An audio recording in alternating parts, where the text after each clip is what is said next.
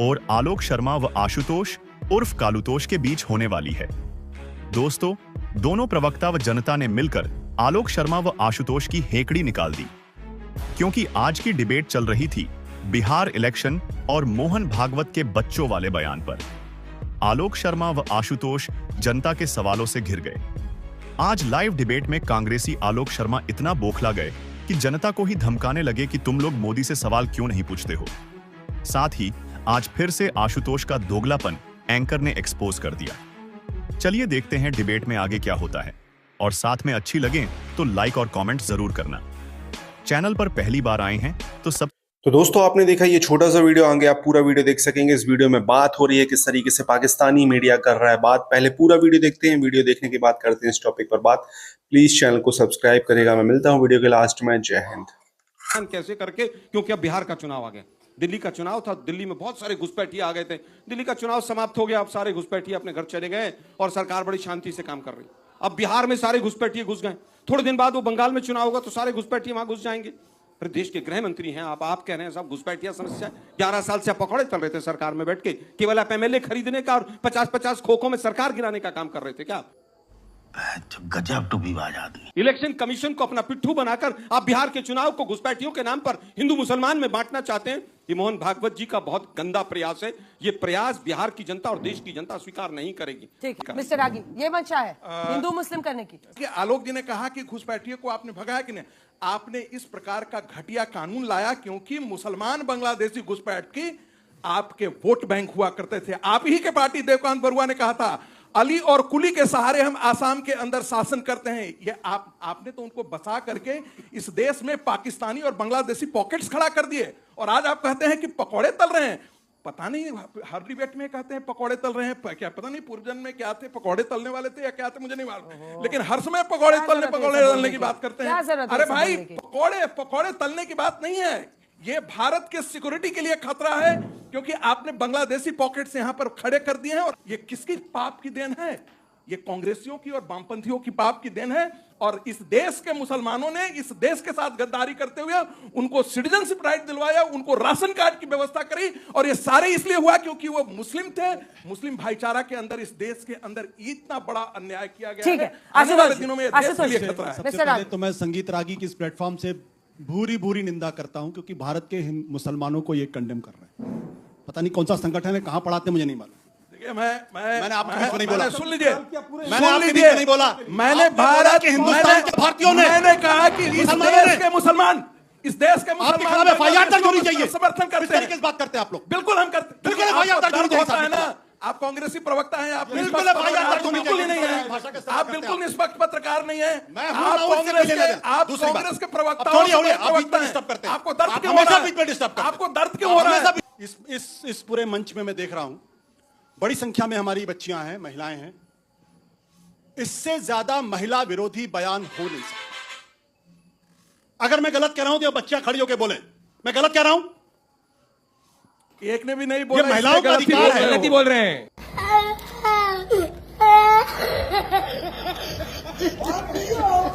कोई नहीं बोल रहा है। नहीं बोला आपने। बार-बार पूछ रहे हो। प्रॉब्लम क्या है आपकी? प्रॉब्लम क्या है? मतलब महिलाएं क्या है इस देश के? ये उनका अधिकार है।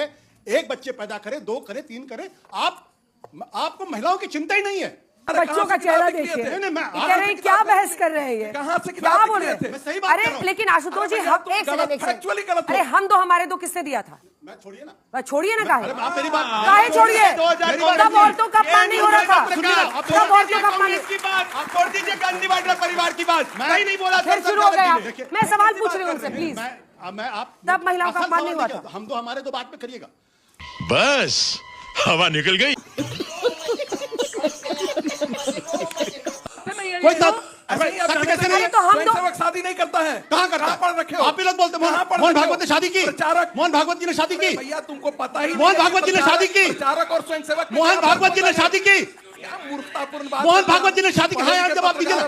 मोहन भागवत जी ने शादी की। अरविंद केजरीवाल का। मोहन भागवत जी, हाँ नाम जवाब दीजिए ना। अरे मोहन भागवत हाँ नाम प्रचारक हैं स्वयंसेवक संघ के। आप सारे स्वयंसेवक प्रचारक नहीं होते हैं। थोड़ा सा अकल लगा लो।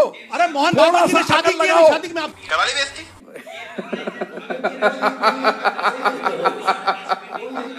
भारतीयों की चिंता नहीं है इनको, पूरा करने दिया। भारतीयों की चिंता नहीं है। अरे भाई, मुसलमान भी इस देश का भारतीय है, क्रिश्चियन भी इस देश का भारतीय है, बुद्ध भी इस देश का भारतीय। ये भारत सिर्फ हिंदुओं का नहीं है। तो जब आप डेमोग्राफिक डिविडेंड की बात करते हैं तो वो सिटीजनशिप के कॉन्सेप्ट में भारतीयों के संदर्भ बात की है, लेकिन आपका दिमाग में कुछ और बसा हुआ। तो हिंदू मुसलमान करते जाओ, करते जाओ, करते जाओ। मुसलमान ये विकृत मानसिकता है। देश में खाली मुसलमान रागी जी। राहुल गांधी की तरह देश में खाली मुसलमान करते जाए क्या? हम जनगणना नहीं कराएंगे, यही हिंदू मुसलमान करेंगे। हम लोगों को भ्रमित करेंगे। जब जब जिस राज्य में चुनाव होगा वहां घुसपैठियों का मुद्दा उठाएंगे। अपनी जिम्मेवारी कभी नहीं लेंगे। हम देश के गृह मंत्री कभी जिम्मेवारी नहीं लेंगे। दुर्भाग्य यह है कि ये हिंदू मुसलमान अब चल नहीं रहा है। आज इसलिए तिलमिलाए हुए हैं कि अब फिर दोबारा हिंदू मुसलमान ले आओ। अरे भाई, आपने SIR के माध्यम से जो बिहार में किया, बिहार की जनता जाग गई कि ये सरकार किस तरह से वोट चोरी करके सरकार बनती है। इसलिए SIR हिंदू से आप मुसलमान ध्यान लाया गया। भटकाने के लिए ये मुद्दा लेकर आए हैं क्या? मोहन भागवत जी ने 100 साल पर ये मेरा कहा। प्रश्न आलोक सर से है कि जैसा आपने शुरू में बोला कि सरकार एक्शन लेने से डरती है, तो मैं आपसे कहना चाहूँगा कि सरकार एक्शन लेने से नहीं डरती है। सरकार इस चीज़ से डरती है कि देश की माहौल ख़राब ना हो जाए, क्योंकि सरकार ने जब जब एक्शन लिया है इसके खिलाफ तब देश का माहौल ख़राब हुआ है। और इसका एक बेहतरीन एग्जाम्पल शाहीन बाग का है। मुझे लगता है कि शाहीन बाग में बहुत लंबे समय तक एक धरना रहा और शांतिपूर्वक रहा, लेकिन NRC जो यही सरकार लाई, इन्हीं के मुख्यमंत्री आसाम के जो थे, उन्होंने मना कर दिया कि हम NRC लागू नहीं करेंगे। बीजेपी के मुख्यमंत्रियों ने मना किया। दुर्भाग्य यह है कि बीजेपी जो कानून लाती है उसी के साथ नहीं खड़ी होती है, क्योंकि इनका मकसद केवल और केवल हिंदू मुसलमान करना होता है, वास्तव में घुसपैठियों को वापस भेजने का नहीं होता है। चल झूठा। मैं बिहार से बिलोंग करता हूं और यहाँ पे कहीं ना कहीं मामला बिहार सेंट्रिक इसलिए मनाया जा रहा है क्योंकि बिहार का इलेक्शन आ रहा है। पहले ये बात आई कि SIR के मुद्दे को दबाने के लिए ये मोहन भागवत जी ने ये बयान दिया है। तो दो बातें हैं मेरी। एक, SIR का जो मुद्दा है उसमें राहुल गांधी हमारे बिहार में आके कैंपेन करते हैं, जिनमें उनकी गाड़ी पे रेवंत रेड्डी बैठते हैं, उसके बाद तमिलनाडु के तेलंगाना के CM बैठते हैं, वो जो अपने स्टेट में बैठ के एक समय पे बिहारी लोगों को, बिहारी DNA को गाली दिया जाता है। वो आ रहे हैं वोटर अधिकार यात्रा में हमारे अधिकार के लिए लड़ने। क्या वो हमारे अधिकार के लिए लड़ पाएंगे जिन्होंने एक समय पे हमें गाली दिया था? हाँ, रेवंत रेड्डी पर जरूर दीजिएगा। मैं समझता हूं कि रेवंत रेड्डी हो और चाहे स्टालिन हो, कभी भी उन्होंने गालियां नहीं दी। अब सबने बोला, इन्होंने बोला कि रेवंत रेड्डी ने गाली नहीं बकी। रुकिए भाई, रुकिए। इन्होंने बोला कि रेवंत रेड्डी ने गाली नहीं बकी। ये रहा वीडियो, ये देखिए। हर राज्य का बिहार DNA से तेलंगाना DNA बेहतर है। ये कोई किसी राष्ट्रवादी की मेरा सवाल आलोक जी से, हम दो हमारे दो का जो नारा आया था इमरजेंसी के टाइम पे, आप बताना चाहेंगे कि वो कैसे इंप्लीमेंट किया गया था इंडिया में? कितने सारे लोगों की जो डेथ हुई थी इमरजेंसी के टाइम पे, सिर्फ वुमेन का ही अधिकार नहीं, मेल्स के भी अधिकार को बहुत ज्यादा वायलेट किया गया था। जब ममता बनर्जी बंगाल में बांग्लादेश से वोटर्स को बुलाती है, उनको आधार कार्ड देती है, राशन कार्ड देती है, वोटर ID देती है, तब आप लोग सब लोग उनके साथ जाके, क्योंकि आप जानते हैं कि हाँ उनके पास फॉल्स वोट है, वो जीत जाएंगे, तो आप उनके साथ जाके गठबंधन कर लेते हैं। आप उनके साथ जाके गठबंधन कर लेते हैं और हमारे देश के फ्यूचर को आप लोग गर्त में डालना चाहते हैं। यही चीज के लिए आज हमारे बच्चों को हमारे देश की यूनिवर्सिटी में एडमिशन मिल नहीं रहा है। हमारे देश के लड़कों को आज राशन कार्ड जिनका वो हकदार है वो उनको मिल नहीं रहा है, जस्ट बिकॉज उन पे बांग्लादेशियों का कब्जा है। वहां पे सबने मुसलमानों। ठीक है, बैठ। देखिए, कोई भी नहीं चाहता कि घुसपैठिए हों। दुर्भाग्य है कि देश के अंदर घुसपैठिए हैं। हमारी ज्योग्राफिकल कंडीशंस इस तरह की थी और मैक्सिमम फेंसिंग भी कांग्रेस के समय में, मनमोहन सिंह जी के समय पे हुई। कुछ कमियां रही होंगी, उनको पूरा करना इस सरकार का काम था। जब पूरी, अरे भाई बीच में बोलने का बहुत सीरियस विषय है, लेकिन दुर्भाग्य क्या यार, ऐसे आज जिस हालत में देश चला गया है, इनोवेशन। तो दोस्तों, ये वीडियो यहाँ पर होता है खत्म। आपने देखा इस वीडियो में किस तरीके से पाकिस्तानी मीडिया ने डिस्कस किया। आप अपने सुझाव कमेंट में दीजिएगा। आपको ये वीडियो कैसा लगा? प्लीज चैनल को सब्सक्राइब करेगा। लगातार आपको इस तरीके की वीडियो चैनल पर मिलते रहेंगे। जय हिंद।